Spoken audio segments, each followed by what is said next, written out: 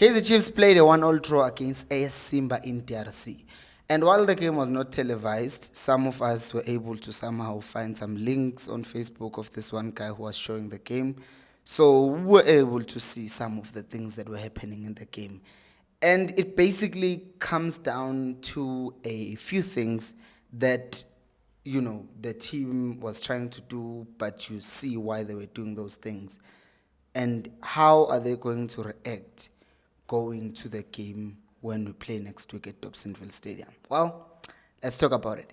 Hello and welcome to Khosi Nation Fan TV. I am Pilo, I am your host, and this is where fans meet and talk about Kaizer Chiefs. Khosi Football Club. We will start by looking at how the coaches decided to set the team up, and we'll just run through this, right? So for starters, no, not this. For starters, they had Peterson in goal, they had Solomons at right back, they had Kunika, Miguel, Cross, and then in midfield it was Ox, but it did not play with Ungob. Ungob was in front of him, who played as a 10, and we'll talk about that.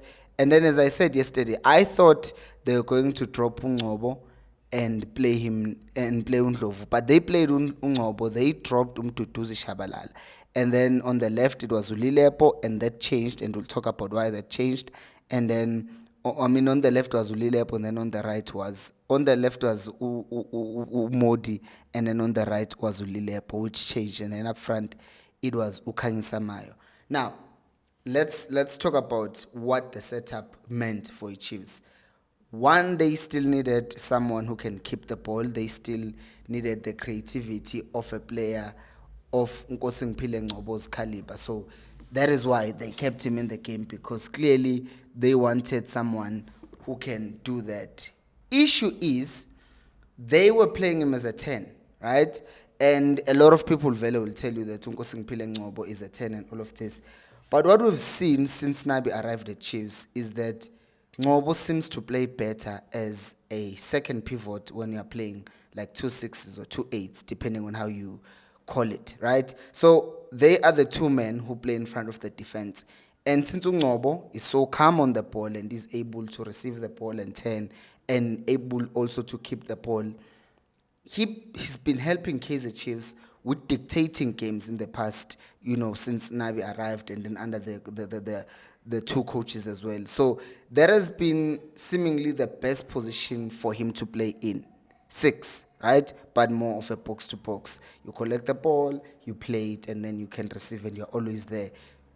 Issue is today, since he's not there to receive the ball during the build-up phase, that means they don't trust Undlovu enough, and Umteto, we know that he's okay defensively, but when it comes to playing the ball, he can play the safe passes, nothing wrong with that, but sometimes, they want to go forward. So what ends up happening then is that since you don't have the person who's going to now connect your defense to your midfield and then your midfield to your attack, that is an issue. So what did Chiefs end up doing?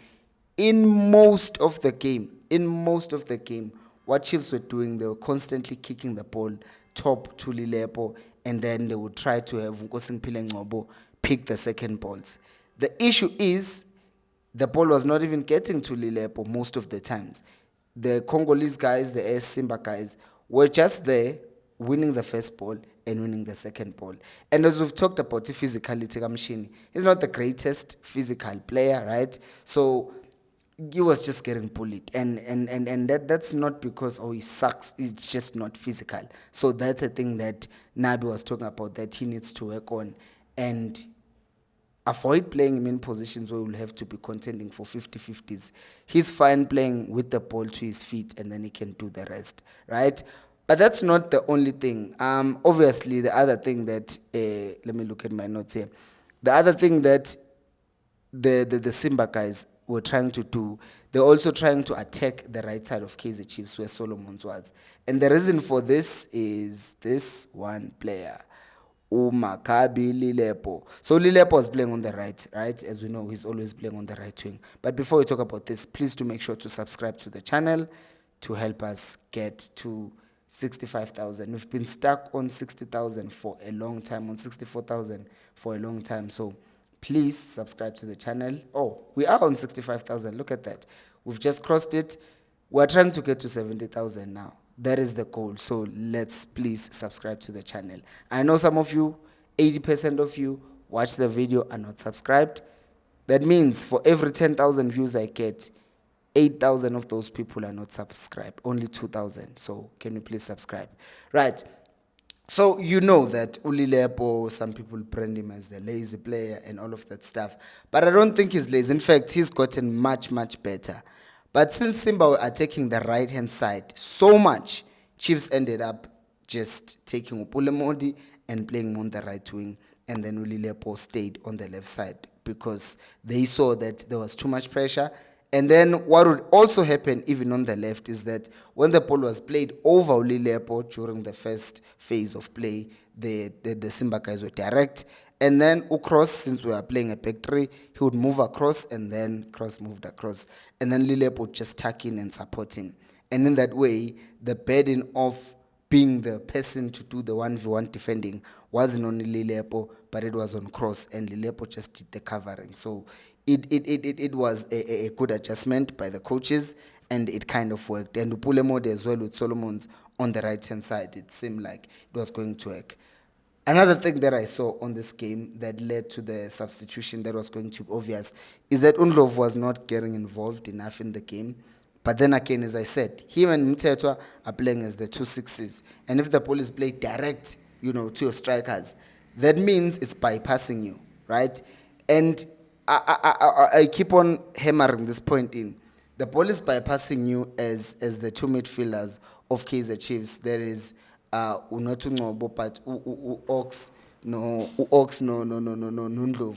So since the ball was bypassing those two, what that meant is that now Chiefs were in a situation whereby Undlovu would have to be making late runs into the box so that it can be any effective on the game. But also, one thing that I've said, if you've been watching the channel, is that Undlovu seems to be too slow in getting forward. I don't like that. Because if you're a box-to-box midfielder, you must be a box crasher. There is a clip, you'll probably see it circulating around social media, where he got the ball, he could have turned and taken a shot himself, but it ended up passing the ball back to Mayo, and then Mayo took a shot. One of the closest chances that we got, that was in the first half, because the second half we didn't watch. So as a result, this is public knowledge, we ended up seeing Ungobo being taken off. It's almost like it's premeditated that they will take off Ungobo, but they wanted something different. So they took off Ungobo, they brought on Umtutuzi Shabalala for energy, because obviously, for the most part of the game, Simba looked like they were on top of us. And then they took off Undlovu and they brought on Ucele. And they also took off Utuba and took on Utuba and brought off Umay. On the Mayo situation, we have to talk about it. Remember when I complained about the fact that Silva was left out? Some people on the comments were like, Ampilo, we know that this has nothing to do with Silva. It just has to do with the fact that you don't like the coaches and you are questioning everything they are doing. Chiefs today, since the video began, I was talking about how they were playing long balls. To who? To Lilep. Against how many tall players of the Congolese team? A lot more. Wouldn't it have helped if we had Silva, who's also tall, who's also going to be able to compete for aerial balls? Because I will not demonize the strategy that coaches will take. Okay, in this game, we need to play it safe and go and finish the game off at home, right? So if your game plan is to play long balls, wouldn't it better suit you then to have players who are suited to play long balls? I know someone's going to misunderstand me because they want to. But if you are going to kick the ball long, fine. I'm not complaining about that. Do that, but have players to be able to do that. Kaizer Mayo is not that player, right? He can drop and combine and play, but if the ball is on the ground. But if it's aerial, he's not capable of doing that. Well, he can do that, but just not against someone who's a meter taller than him. I know I'm exaggerating. So I think that since Silva will probably be dropped next week as well, I think it would have been a better idea to have Flavio Silva in this game, because he would have given you that. But if there is a point about this whole video, why did Chiefs play the way they played today? They were being safe. You can't blame them. The last thing you want, the last thing you want from a team is in a preliminary round, you go away, you lose 2-0, and you come back home. Now you need to score 2 goals just to be level and go to penalties. But to win the game outright, you need to score 3 goals. And scoring 3 goals with this current Kaizer Chiefs team is very difficult. So I get why the coaches were playing it safe in DRC, although I think that the team selection then to suit their style of play, which is play it safe, play it long, did not have the right personnel. Silva could have been helpful in the team, someone who's going to be able to compete for those aerial balls. Maybe perhaps if you are going for that physicality or even experience of playing in the cave environment that is, what's the word? Resistant, or should I say, what's the word that I'm looking for? Intimidating. Maybe Lebohang Mabua gets his debut in a game like this, but it didn't get it. It's fine. I just think that the strategy, nothing wrong with it. I get where they're coming from, but the personnel, I feel like they could have done better. But we have a game on Wednesday, and then we play these guys again next week, Saturday. So hopefully we are ready for that. Yeah. But do you guys, I don't know how many of you watch the game, but do you think that we're at a level where we're Kaizer Chiefs and we can say, wherever we go, we should dominate? Or you think that this is fine?